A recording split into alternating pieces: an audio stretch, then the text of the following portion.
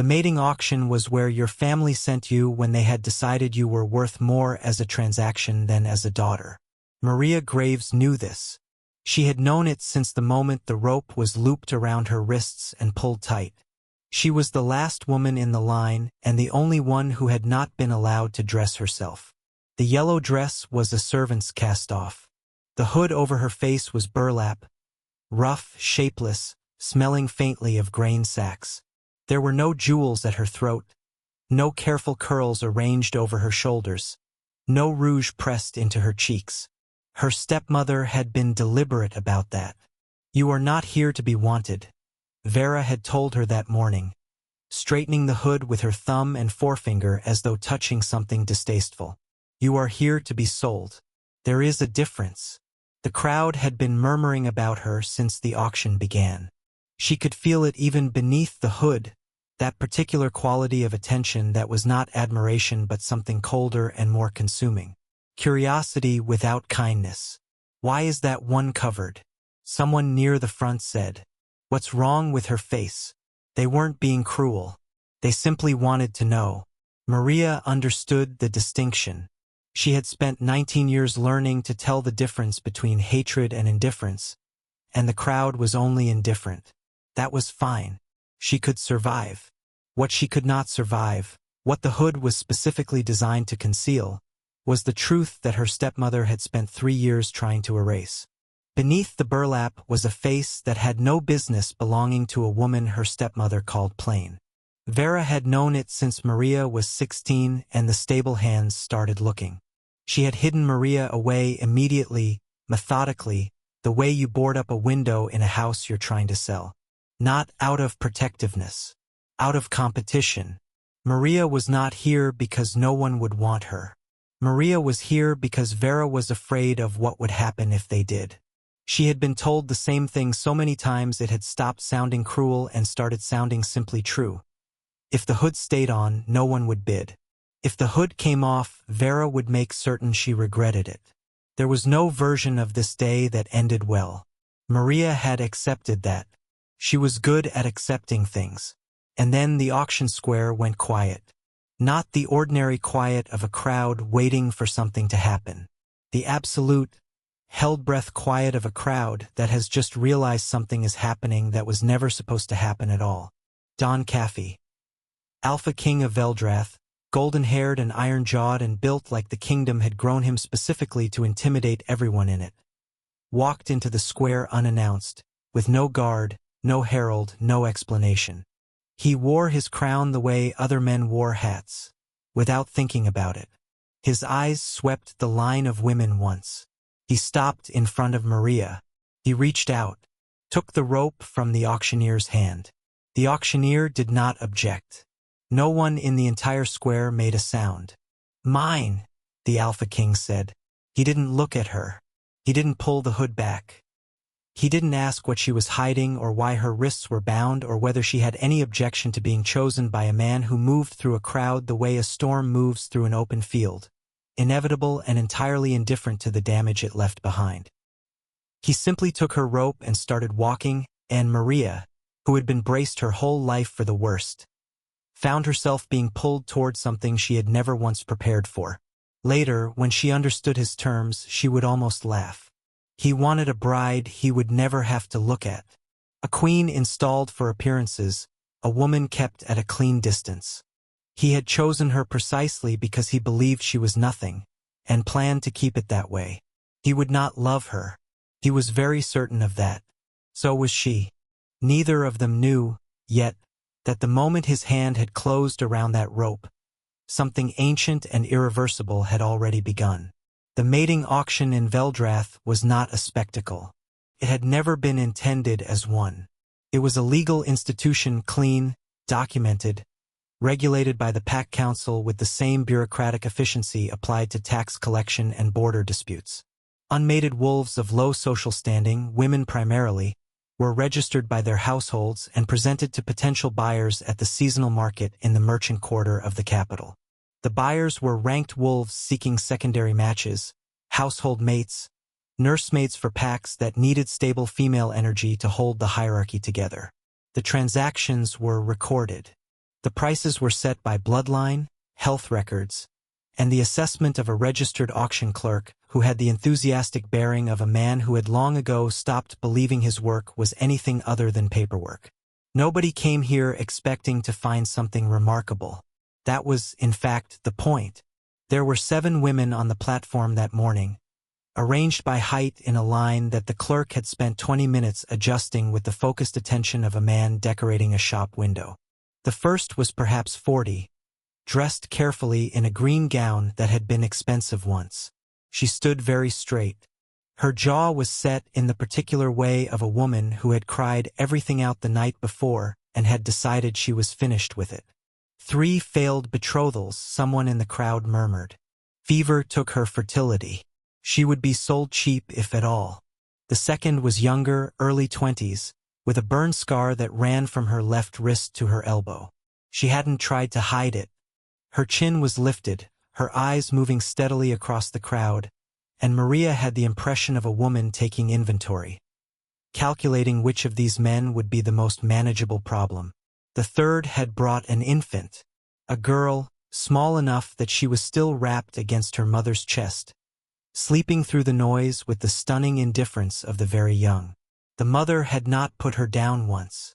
Maria doubted she would.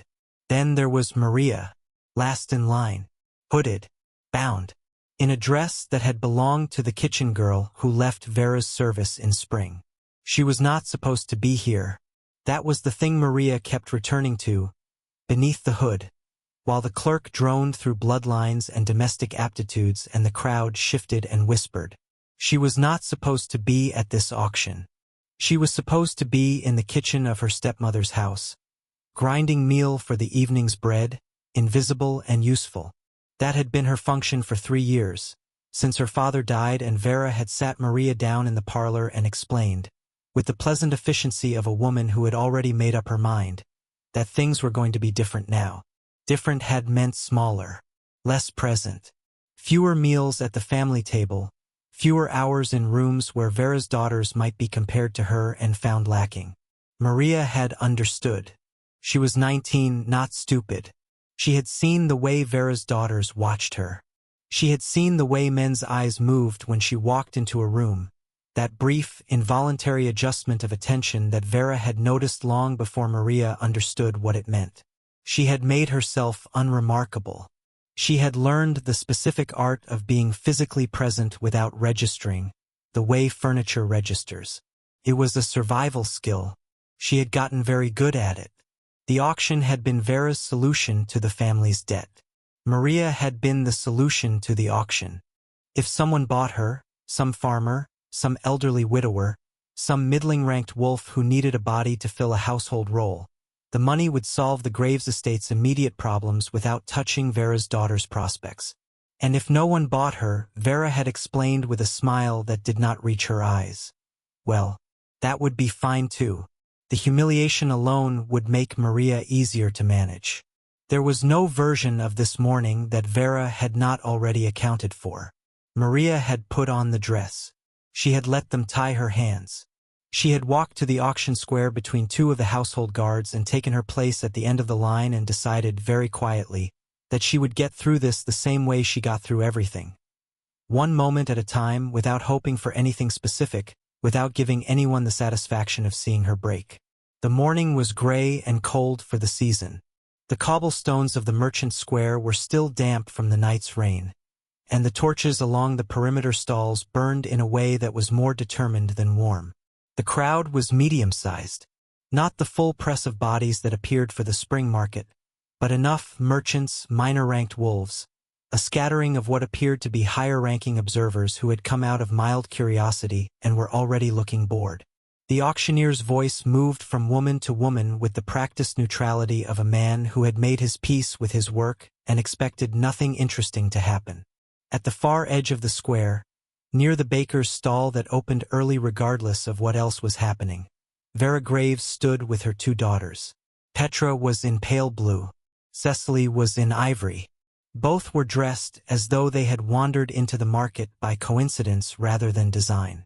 Vera had one hand resting at her throat, fingers curved around a small silver chain, and she was watching the platform with the controlled attention of a woman who was very good at looking like she wasn't watching something closely.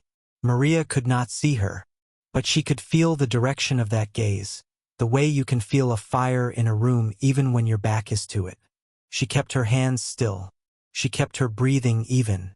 She waited for this to be over. The quiet came from the north end of the square first. It moved through the crowd in a wave.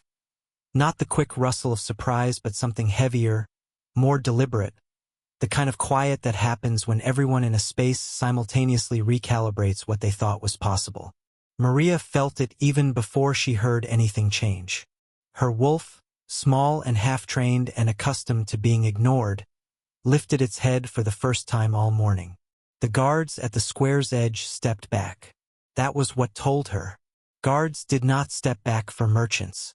Don Caffey walked into the auction square without announcement, without escort, without any of the ceremony that should have attended the entrance of an alpha king into any public space in Veldrath. He was wearing riding clothes, dark, practical, dusty at the boots, and the crown on his head looked like something he'd forgotten to take off rather than something he'd put on to impress. He was enormous in the way that certain men are enormous, not merely tall but occupying more space than his physical dimensions entirely accounted for. The crowd gave way without being asked. It was not courtesy.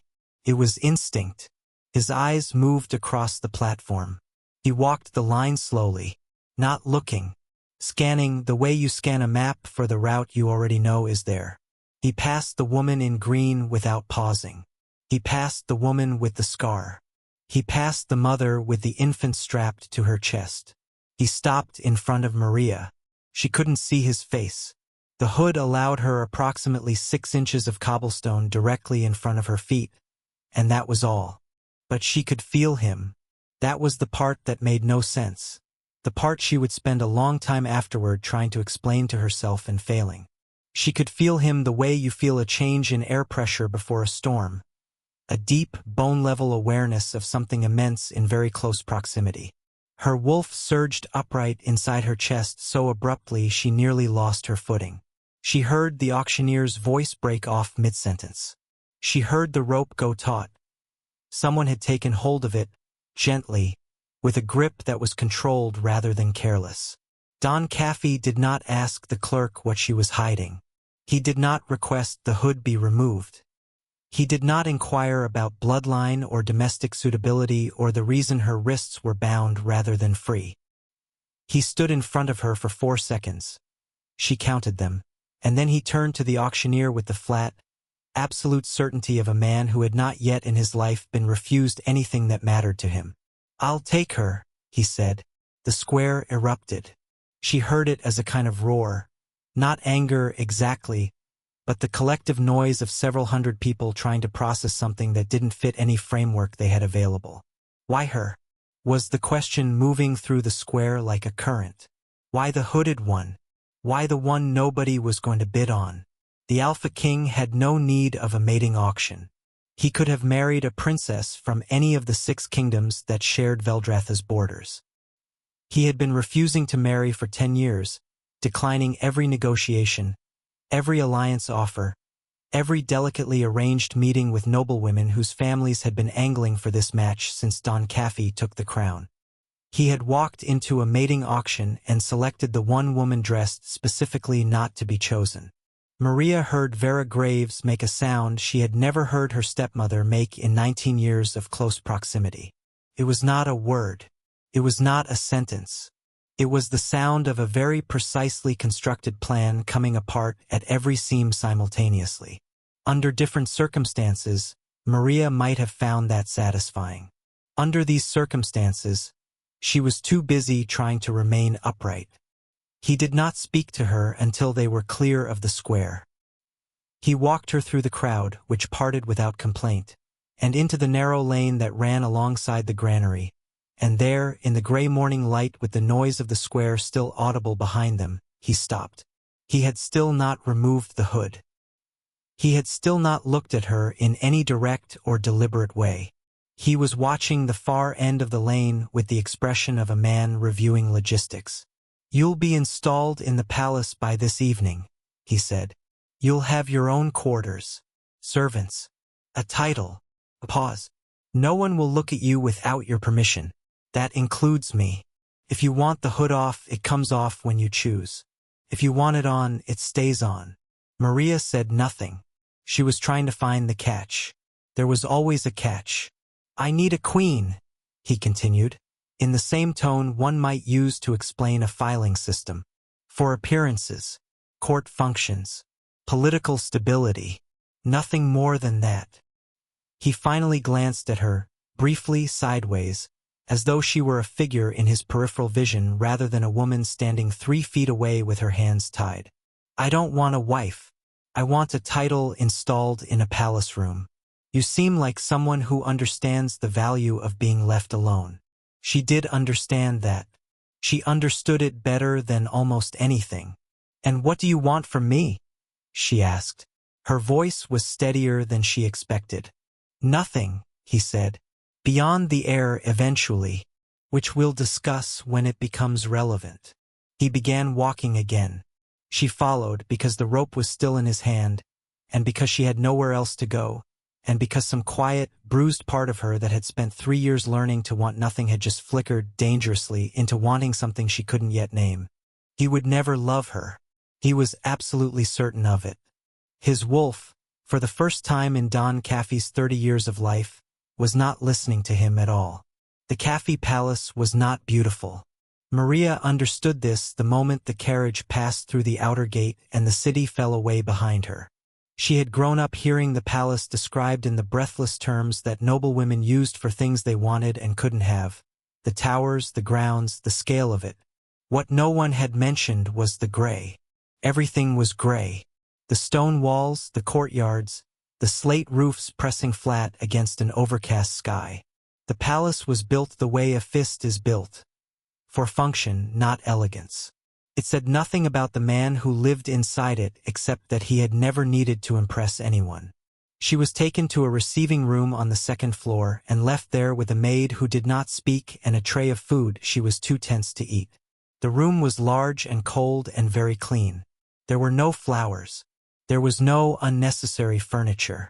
Maria sat in the single chair beside the window and looked out at the inner courtyard and told herself that cold and clean was better than warm and cruel. She had some evidence for this. She was working on believing it. Don Caffey arrived 20 minutes later without knocking. He was still in his riding clothes. He stood in the doorway for a moment, taking stock of something, though she couldn't tell what, and then walked to the writing desk along the far wall, where a document had already been laid out, and turned to face her. There are terms, he said, not unkindly, simply as a statement of fact. She folded her hands in her lap. All right. He looked at her for a moment as though the agreement had come too quickly. Then he continued. She would have the East Wing's guest quarters, which would be refurnished to her preference. She would have 2 personal maids, a lady's attendant, and access to the palace library, kitchens, and grounds without restriction. She would hold the title of queen and would be required to appear at court functions 4 times yearly, the solstice assemblies and the 2 treaty dinners. Beyond that, her time was her own. She would produce an heir. He said this the way one might say she would be expected to attend the treaty dinners, factual, impersonal, a line item in a ledger. He would not seek her company, he said. He would not look at her beyond what courtesy required. He expected the same consideration returned. Maria said, yes. He stopped. She could see it, the slight recalibration, like a man who has prepared for a longer walk and found the door closer than expected. He had the careful stillness of someone waiting for the next sentence, the qualification, the tearful renegotiation. She had met men like this before, men who were accustomed to managing the feelings of women who had no other leverage. They always looked slightly wrong-footed when there was nothing to manage. You understand the terms, he said. It was not quite a question. You're offering me safety, a title, and the right to be left alone, Maria said. I've been given considerably less for considerably more. She paused. I understand the terms. Something moved through his expression that she couldn't read. He picked up the document from the desk and held it toward her. She was halfway across the room when the door opened. Vera Graves entered without being invited, which was entirely consistent with everything Maria knew about her. She was dressed for an occasion, pearl buttons, her best winter coat, and she swept the room with the quick, assessing look of a woman who had arrived prepared to negotiate. "Your Majesty," she addressed Dawn with a smile that had done a great deal of work over the years. "I wanted to be present for the contract, as Maria's guardian. Naturally, I have some concerns about the terms, given the family's investment in, she is my queen." For words, Don had not raised his voice. He had not turned fully toward Vera. He had simply said it flat, final, the way you close a door, and the sentence hung in the air and took up all the available space. Vera's smile did not move. Her eyes did. There was a silence. Then Vera said, smoothly, that she was of course delighted, and that she would leave them to it, and she left.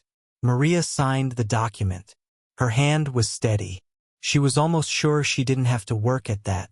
Dawn took the page from her without comment and set it on the desk, and Maria stood in the gray receiving room of the gray palace and tried to identify the feeling sitting in her chest. Unfamiliar, tentative, embarrassingly fragile. Took her a moment to recognize it. She hadn't felt it in long enough that it had become strange to her. It was the feeling of someone having taken her side. The seamstress arrived on the third morning. She was a small, efficient woman named Dara, who carried her measuring tape around her neck like a necklace and had the brisk, unsentimental manner of someone who had spent decades fitting bodies she had no particular opinion about. She came with 2 assistants and a rack of provisional garments in muted palace colors. Navy, gray, deep green, and she looked at Maria's current situation, the burlap hood still in place, and said simply that she would need access to the head and neck to take accurate measurements. Maria had known this was coming. She had been waiting for it since she arrived, the way you wait for a tooth to be pulled, aware that it is necessary and not convinced that awareness makes it easier. "Of course," she said, and did not move. Dara waited with the patience of a woman who charged by the hour. The problem was not vanity. Maria had very little of that left after 3 years of Vera's household. The problem was that the hood had become something more than cloth. She had worn it into the auction square. She had worn it through the city streets while people stared. She had sat in a palace receiving room and signed a contract that would define the rest of her life, and the whole time the hood had been there, a wall between her face and whatever people might do with it when they saw it. Taking it off felt less like undressing and more like dismantling the only architecture she'd been allowed to keep. She reached up. She pulled it off. The room was quiet for a moment. She had not realized Don Caffey was there until she heard the stillness change, that particular quality of held attention that has a direction to it. She turned slightly. He was standing near the window, a document in his hand that he was no longer reading.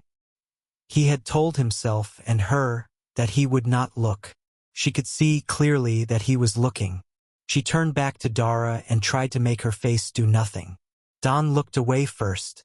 She could see it in her peripheral vision, the deliberate turning of his head, the way he found something on the far wall to study with great apparent interest.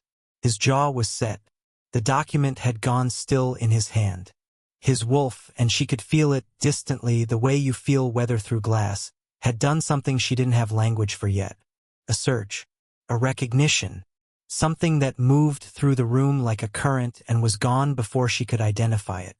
Dara measured her efficiently and without comment. The assistants kept their eyes on their work. This was professional courtesy. The 2 ladies-in-waiting who had been appointed to Maria's household and had apparently followed Dara in out of curiosity were less disciplined. Maria caught the shape of their exchange without hearing the words, the small sidelong look, the slight adjustment of expression, the social semaphore of women deciding what category to put someone in. She heard it later, more directly, in the corridor outside the fitting room.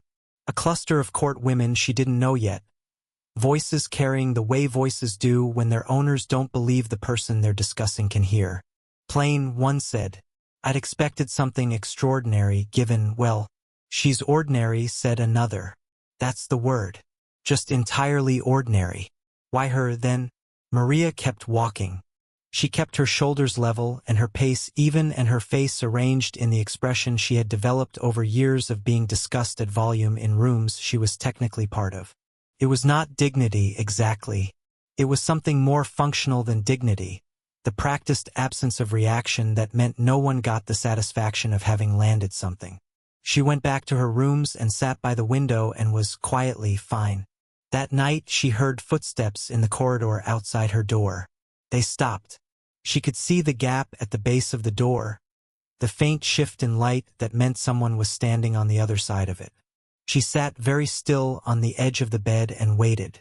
The footsteps didn't leave for a long time. 10 minutes, perhaps, maybe slightly longer. She counted her own breathing and listened to the particular silence of someone who has arrived somewhere and is no longer sure why. Then the light under the door shifted back, and the footsteps moved away down the corridor, and she was alone again. She lay down. She stared at the ceiling of her gray palace room. She thought about the way he had looked at her before he remembered not to. She told herself it didn't mean anything. She was not yet sure she believed that. A week into her residence at the Cafe Palace, Maria had developed a detailed and entirely unsolicited understanding of how the place worked. She knew that the kitchen staff began their day 2 hours before the household steward expected them to, which meant someone in the kitchen had quietly doubled the workload without adjusting the schedule to match. She knew that the corridor running east from the Great Hall collected water at the far end when it rained, and that the servants had learned to route around it rather than report it because the last person who reported it had been given the repair work as additional duty. She knew that the second stableman, a quiet young man named Aldrich, favored his left side when he lifted things, and that the king's oldest hound, a gray-muzzled animal called Soot, had a back leg that went stiff in cold weather and needed a particular kind of coaxing to make it up the stable steps. She had not set out to learn any of this. She had simply been awake and present and paying attention, habits so deeply ingrained she no longer noticed she was doing them. In Vera's house, information had been the only currency available to her. She had spent 3 years cataloging everything. She asked for almost nothing for herself during that week. She asked Dara to make certain the kitchen girls were given thicker-soled shoes for winter before she completed the queen's wardrobe, because the kitchen flagstones were brutal in the cold. She left a note with the steward about the east corridor, worded as an observation rather than a complaint, with a suggested solution that would take 1 afternoon and cost very little. She brought Soot a piece of fat from her dinner plate and sat with him in the weak afternoon sun until his legs stopped troubling him enough to let him sleep. She did not think of these as significant actions. They were simply what you did when you noticed things and had the small ability to address them. Dawn noticed. She didn't know that yet. She was not performing for an audience. There was no version of Maria Graves that performed for audiences. But Dawn had developed, over 10 years of running a kingdom, an involuntary habit of tracking anomalies, and his new queen was a persistent one. He had seen her in 3 separate parts of the palace in the space of 4 days, each time doing something quiet and practical and entirely outside the scope of what her position required. He told himself he was not watching her. He was simply observant by nature, and she kept appearing in his field of vision, and this was a coincidence he was doing nothing to encourage. The court dinner was the first Thursday of the month. Maria sat 3 seats from the end of the table, which was where the household steward had placed her after a complicated calculation that involved managing the sensibilities of 6 noble families while technically seating the queen. She wore one of Dara's finished pieces, deep green, well-cut, simple, and she sat straight and ate quietly and gave every indication of a woman who was content to be invisible. Lord Casson, who held the Northern Valley territories and had opinions about most things, looked at her directly across the table midway through the second course and said, clearly enough to carry, that he hadn't realized the king had developed a taste for charity cases. The table went very still. Don set down his fork.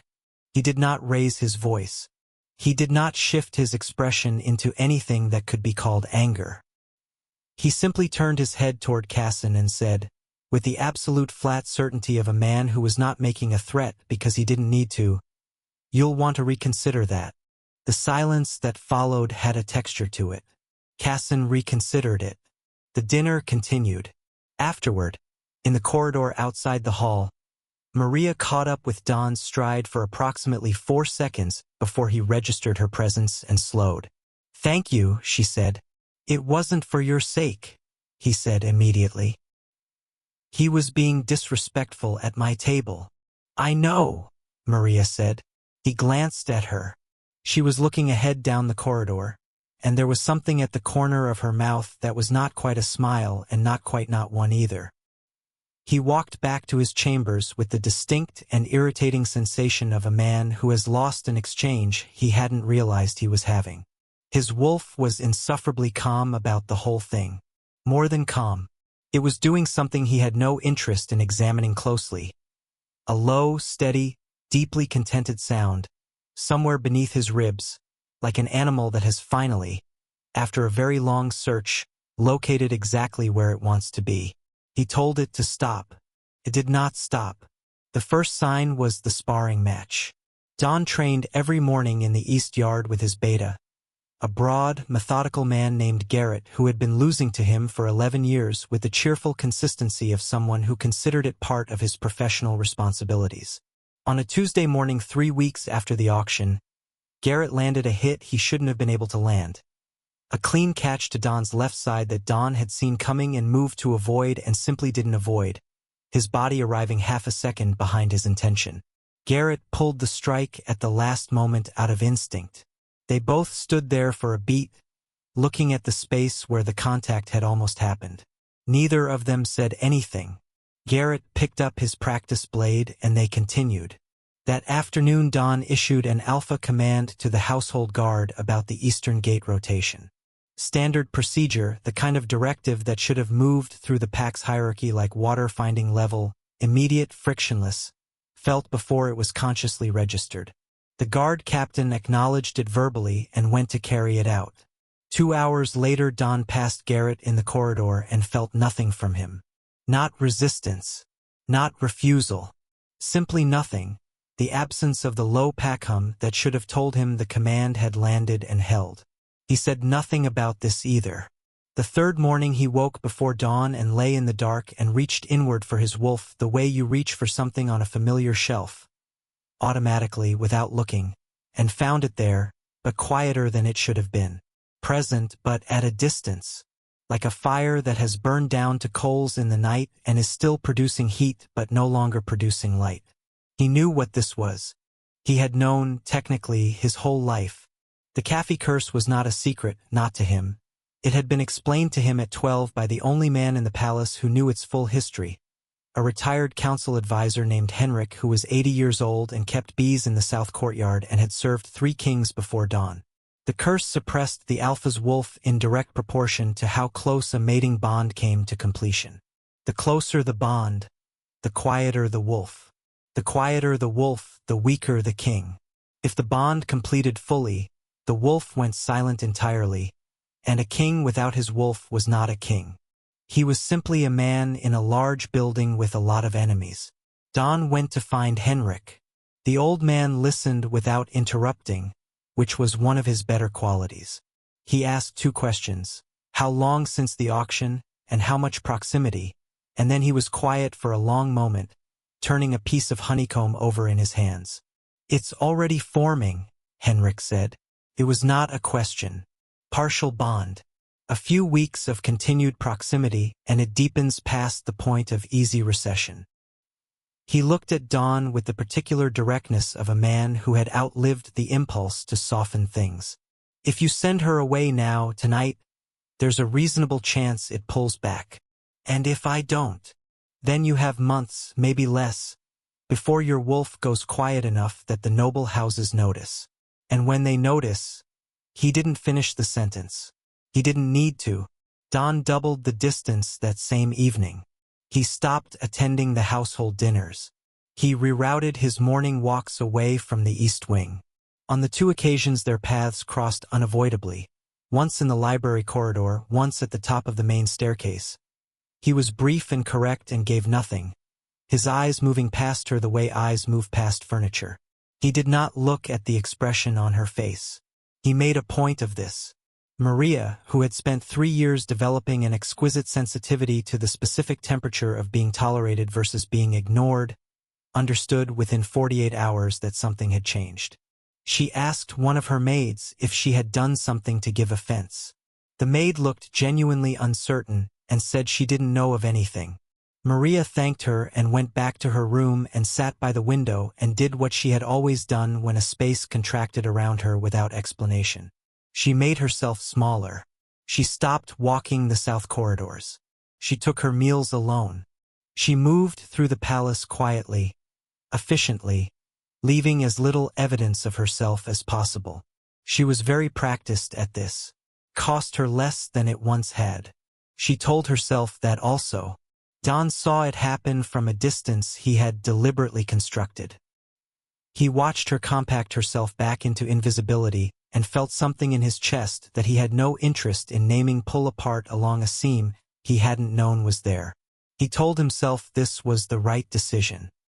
He told himself that a king who could not command his own wolf was no king at all, that the bond had to be starved before it could take hold, that she would be safer in the long run if he held this line. He told himself all of it was true. Most of it was. The library occupied the top floor of the palace's oldest tower, and it had the particular smell of rooms that held more history than anyone had recently bothered to read. Maria found it on her 4th day of enforced smallness, when she had exhausted the East Wing's limited points of interest and needed somewhere to be that wasn't her own room. The librarian, an elderly man named Kors who seemed surprised and then quietly pleased to have a visitor, showed her the catalog system and left her to it with the contented air of someone who believed strongly in self-directed research. She read general histories for the first week. Kingdom records, territorial maps, pack law going back 4 generations. She was not looking for anything specific. She was simply filling the hours and, underneath that, doing what she had always done when a situation didn't make sense, collecting information until it did. The sealed section was in the back of the 3rd row, behind a catalog marked personal records, Caffey bloodline, restricted. The seal was wax, old and slightly cracked at one edge, pressed over a latch that had not been properly engaged.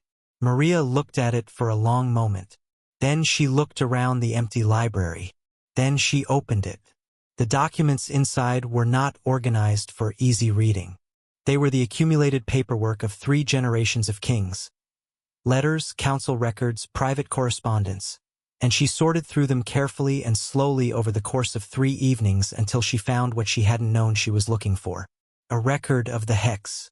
Handwritten in a clerk's careful script, dated 70 years prior. A disgraced Omega woman named Senna, brought before the Pack Council for grievances against the crown. The grievances were recorded in brief, bureaucratic language that didn't fully conceal what they described. An alpha king who had taken Senna as a mate and then discarded her when a more politically advantageous match became available. The council had ruled against her. She had been stripped of her pack standing. What she had done afterward was written in a different hand, shakier, added later as a notation. A hex placed on the Caffey bloodline before she left the territory. The mechanics were detailed with the grim precision of someone who had wanted to be certain it was understood. The curse fed on alpha dominance. Every act of control the king exerted over his fated mate tightened it. Distance, coldness, suppression of the bond. All of it was fuel. The wolf would go quiet in direct proportion to how hard the king worked to silence it.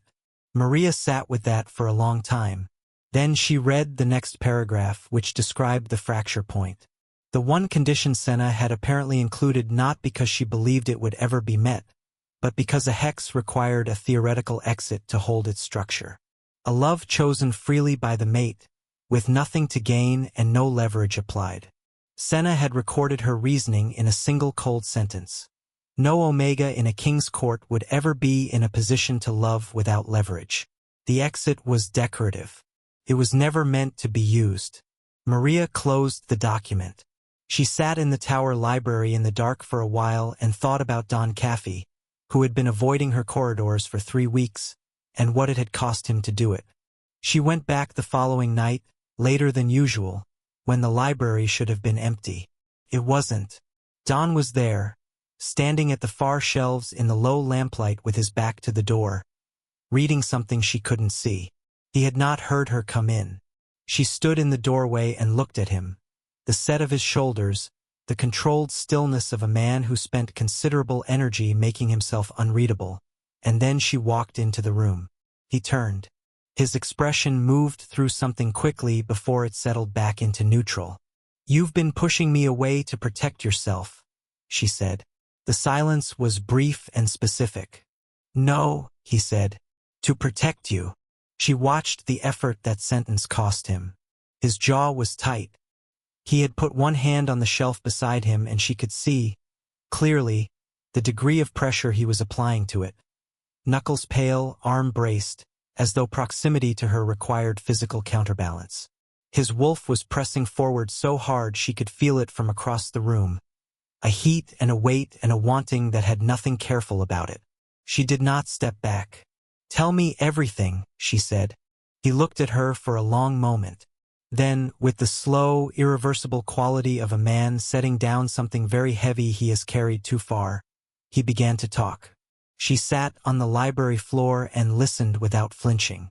Later, she would recognize this as the night everything changed. At the time, she simply listened and asked questions and did not leave.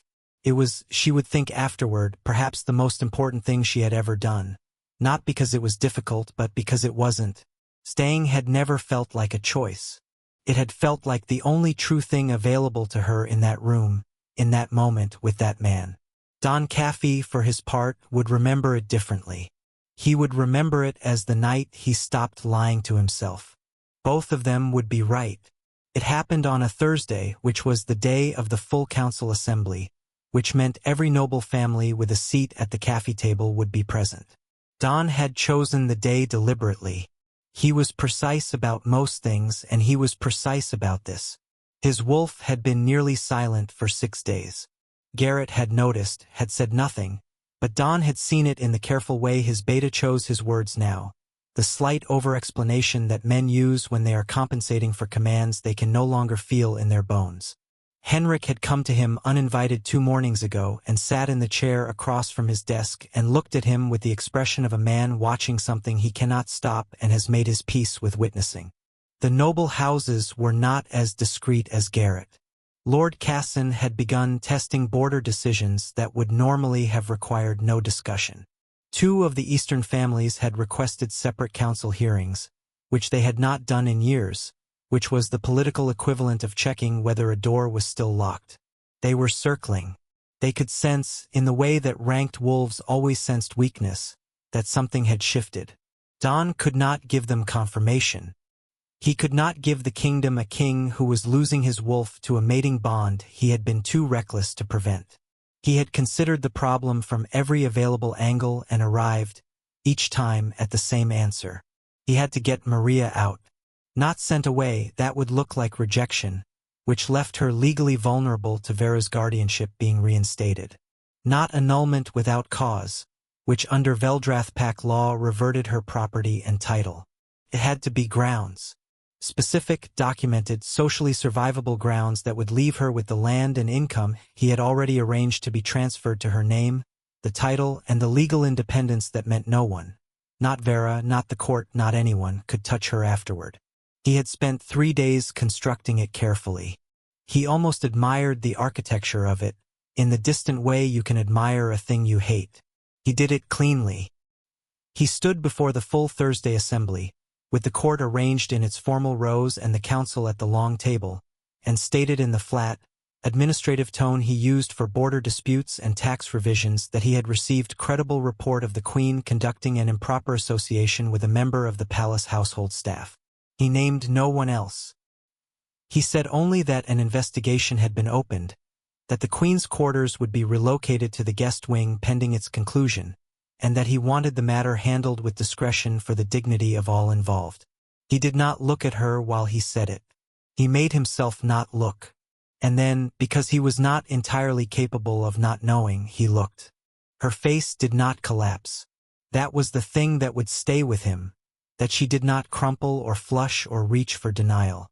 She simply went still in the specific way of someone who has received a blow they were, on some deep and terrible level, already braced for. The quiet, familiar arrangement of a woman who had always known, in the part of herself she could never quite argue out of existence, that this was what trust eventually produced. She stood. She walked out of the throne room without a word or a backward glance. Don felt his wolf go silent. Not quieter. Silent. A door closing. He stood at the front of the assembly and felt the absence of it like a missing limb, and kept his face arranged in the expression of a man who had done a necessary thing and had no feelings about it, and waited for the session to continue. Maria did not go to her room. She went to the library. Cores had already gone for the evening, and she lit the lamp herself and went to the back of the third row and pulled out the sealed record she had returned carefully to its place 3 weeks ago and read it again from the beginning. Slowly, with the complete attention of someone who is looking for something specific and intends to find it. She found it, the fracture point, Senna's decorative impossibility, the exit that was never meant to be used.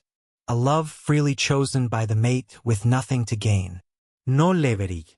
No obligation. No ask. Maria sat with it in the lamplight for a long time. Then she put the document back. She straightened her dress. She extinguished the lamp and walked back through the dark corridor toward her relocated quarters. And she was already, quietly, beginning to think. Don had built her a door out of humiliation. He had made it as clean as he knew how for her sake because that was the kind of man he was. She had absolutely no intention of using it. She dressed carefully. Not elaborately, she had no interest in performance for its own sake, but with the deliberate attention of someone who understands that appearance is a form of argument, and that she was about to make one. The green court dress Dara had finished in her second week. Her hair down, which she had not worn in the palace before, pale and long and catching the morning light in a way she neither engineered nor apologized for. No robe. Nothing borrowed or cast off or chosen by someone else to signal her diminishment. She looked at herself in the mirror for a moment. Then she left. The court assembled at 9.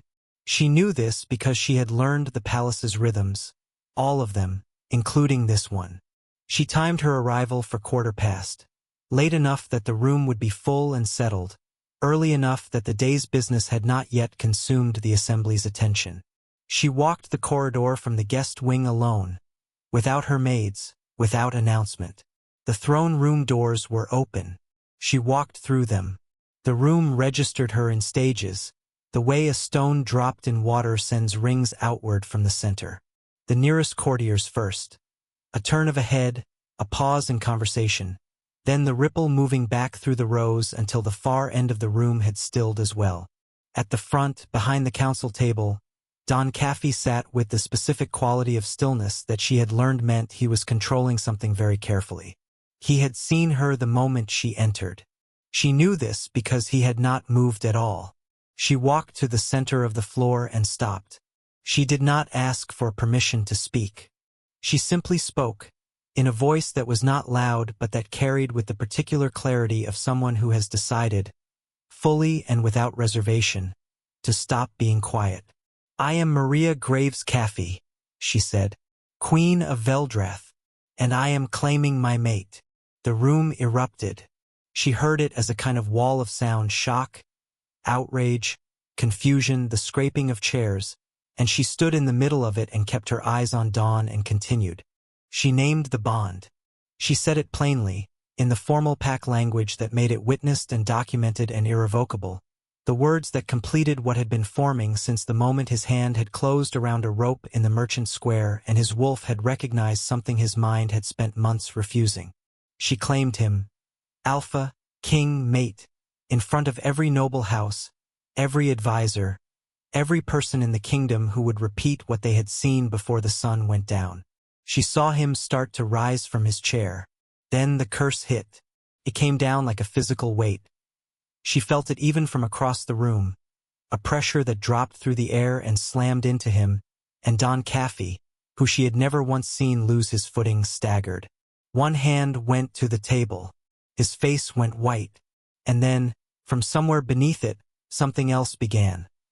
A sound she felt rather than heard, a frequency that moved up through the floor and into her chest, the specific resonance of a wolf that has been caged for months suddenly finding the door gone. The bond completed. She felt it land in her like something clicking into its correct position after a long time at the wrong angle, clear and certain and absolutely without ambiguity. Don straightened. The color came back into his face. Not gradually, all at once, like a lamp being turned up. His alpha aura, which she had felt at the auction as a thing that reorganized the air around him, came back with a force that made the nearest courtiers take an involuntary step backward. His eyes found hers across the room. He crossed it in 3 strides. He didn't speak. He pulled her to him with both hands and held her with the focused, absolute grip of a man who has spent 6 days dismantling something he loved and has now, suddenly and irrevocably, stopped. The room was making noise around them. She was fairly certain Lord Casson was saying something that would require a response later. None of it was the most pressing thing. It wasn't certain, he said, against her hair. His voice was not entirely steady. You couldn't have known it would work. No, she agreed. He pulled back enough to look at her. Then why? Because it was the right thing to do, Maria said simply. And because you would have done it for me. He looked at her for a long moment, with the expression of a man revising something he had believed about himself for a very long time. Behind them, the throne room continued to erupt. Neither of them paid it a great deal of attention. The formal acknowledgement took place the following morning, in the same throne room, before the same assembled court. Don stood at the front and stated the facts in the plain, administrative tone he used for things that were not negotiable and did not require elaboration. The mating bond was complete. The Queen's position was confirmed. The investigation opened the previous day was closed. The record expunged. The premise withdrawn. He said this last part without qualification or explanation, which was itself a statement. A king who explained himself was a king who felt he owed something. Don Caffey owed no one in that room anything, and his tone made that clear. Lord Casson did not say anything at all. It took the court approximately 4 days to complete its reversal, which Maria privately thought was faster than she'd expected. The same women who had murmured plain and ordinary in the fitting room corridor appeared in her receiving room with calling cards and carefully worded compliments about the green dress. Invitations arrived. Requests for her attendance at things she had not previously been informed existed. The household steward began routing decisions through her that had previously bypassed her entirely, with the smooth efficiency of a man who had always intended to do this and was simply now getting around to it. She accepted all of it with the same quiet steadiness she had brought to every other condition of her life, and filed away, without comment, the precise list of who had been kind before the bond completed and who had not. The council hearing on the Graves family finances was requested by Don's senior advisor and took place at the end of the 2nd week. Maria did not request it. She did not have to. The paper trail that Vera had generated, her petitions to renegotiate the marriage contract, her subsequent approach to 3 separate noble families about brokering an annulment, her documented attempt to reclaim guardianship rights in the event of Maria's return, assembled itself into a picture that required very little editorial commentary. Vera and her daughters sat at the hearing table and said almost nothing. There was very little to say. Afterward, Don's advisor outlined the available sanctions, PAC standing reduction, financial penalties, potential territorial restrictions, and turned to Maria for her preference. The room waited with the interested attention of people who expected to see something satisfying. Maria considered it for a moment. "Leave them as they are," she said. The advisor paused. "Your Majesty? Their standing, their finances, their property. Leave it." She was looking at the middle distance in the way she did when she was thinking something through to its end. Take nothing. Change nothing. Let them return to their lives exactly as they were. A brief pause. Every person they know will have heard what was said in this room. They will spend the rest of their lives being exactly what they are, in front of everyone who matters to them, with nothing left to hide behind. She looked at the advisor then, calmly. That seems sufficient. The room was quiet for a moment. Don, seated to her left, said nothing. He looked at his queen with the expression of a man updating his understanding of something important. He had thought, when he watched her ask for nothing for overworked kitchen girls and write careful notes about flooded corridors, that she was gentle. He understood now that he had been reading the instrument wrong. She was not gentle. She was precise. There was a considerable difference, and he was very glad she was on his side. The bond changed him in ways that took the court some time to categorize.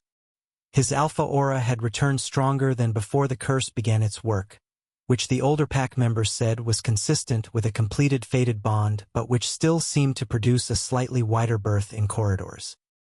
His wolf was settled in a way it had apparently never been. Garrett reported this with the wondering tone of a man describing a change in weather he'd stopped expecting.